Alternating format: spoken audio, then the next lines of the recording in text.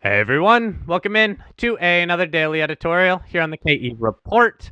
I am getting an update from Novo Resources, traded on the TSX under the symbol NVO, on the OTCQX under the symbol NSRPF, and on the ASX under that same symbol NVO. I'm chatting with Mike Spreadborough, the executive co-chairman of Novo Resources. And Mike, let's go through a couple drill programs, 3 in total that the company has either just completed or are ongoing. A lot of news that came out on November 14th. Nunyerry North, the drill program was completed. We had some results from there. You also announced that the Belltopper drill program had just started. Let's start off with Nunyerry North. There was a total of 30 holes for just under 2,500 meters, all shallow RC drilling. Mike, take us through what you found through this drill program at Nunyerry North, which is in Pilbara in Western Australia.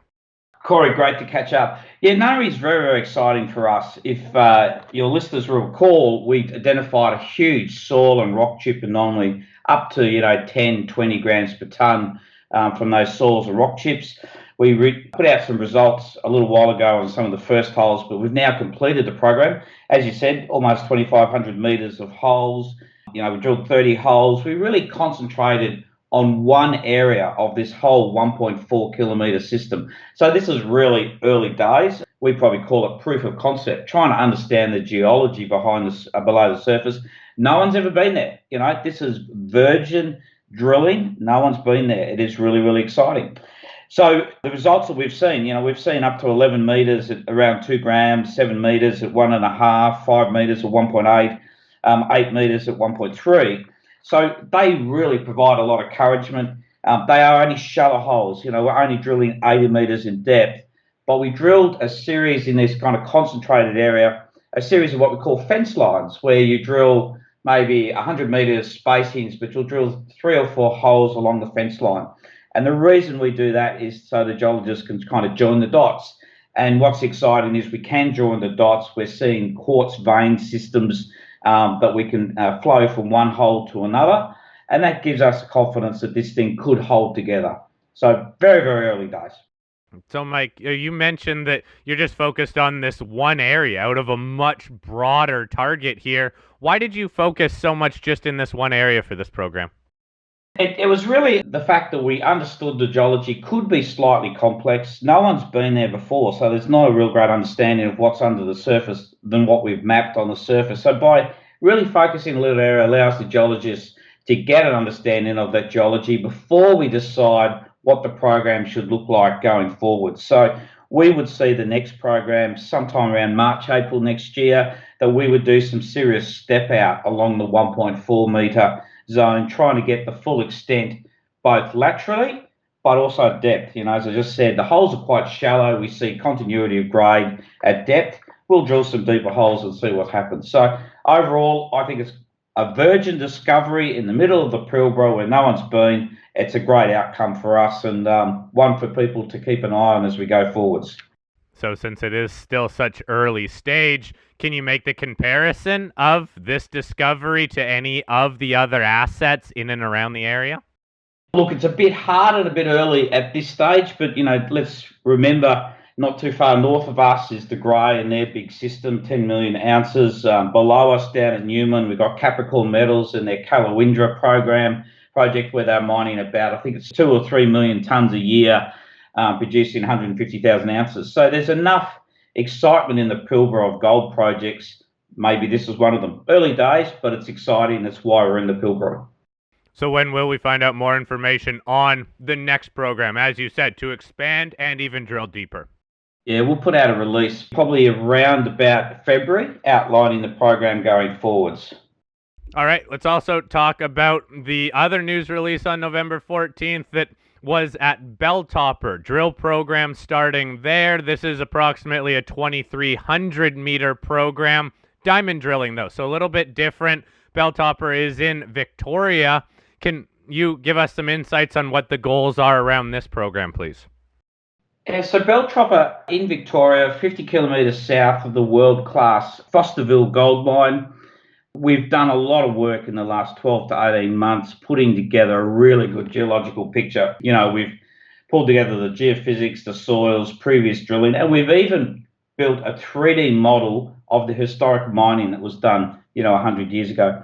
So that's led us to this program, a 6-hole program over 2,000 meters of diamond. So this is really important to drill diamond. It gives a solid core that will kind of map, pull together the geology. Program will probably go through all the way through March next year. We won't do much work over the Christmas, New Year. It's just the next step in us unwinding the complex geology in Belltopper, and we're pretty excited by this program.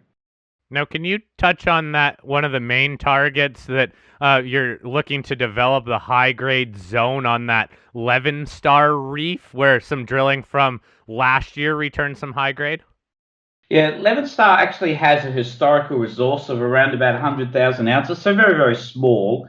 And really, the drilling is allowing us to look at the extensiveness of that high-grade portion of Levar. So that will be important geological information and grade information that we'll get around February, March, and really expand, hopefully, the resource model in that area. And that will really give us the first kicker of the potential and mineability of that area.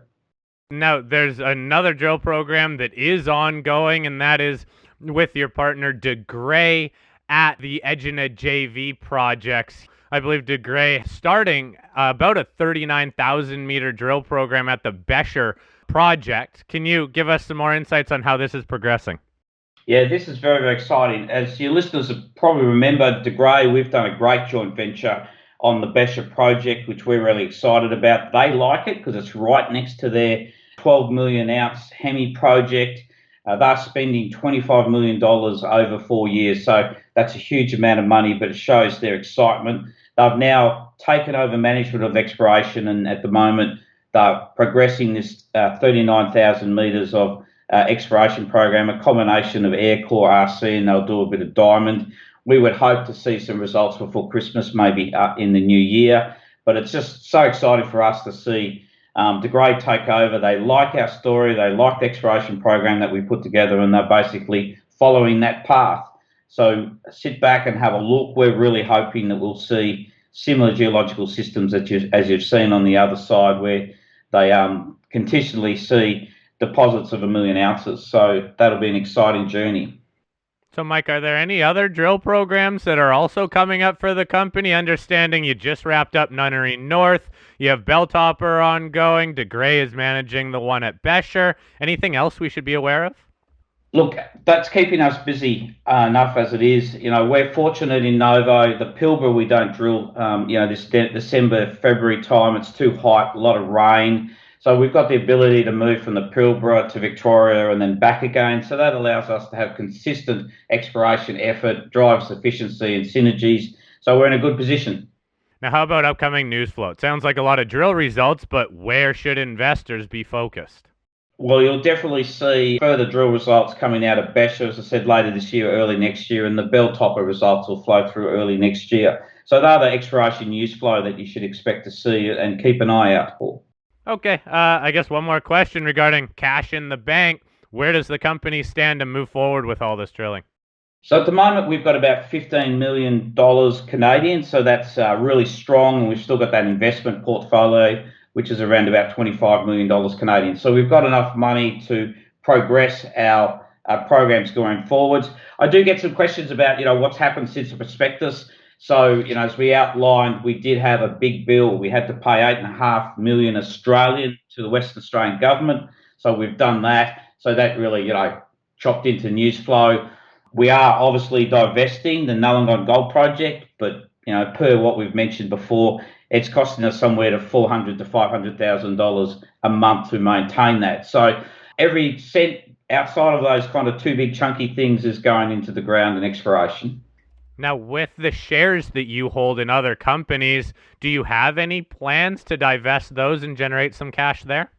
Look, not at this stage. We like those kind of unlisted investments in San Cristobal and a 3D technology company. They've been very great investments for us. But at this stage, we'll keep watching those investments and might make a decision around mid-2024. Okay. Mike, thank you very much for this update. I'll post a link to the Novo website where you all can read over the recent news, and feel free to send me any questions you have on the ongoing drill programs that the company has and any of the results that have already been released. So, Mike, thank you very much for your time. Thanks, Corey.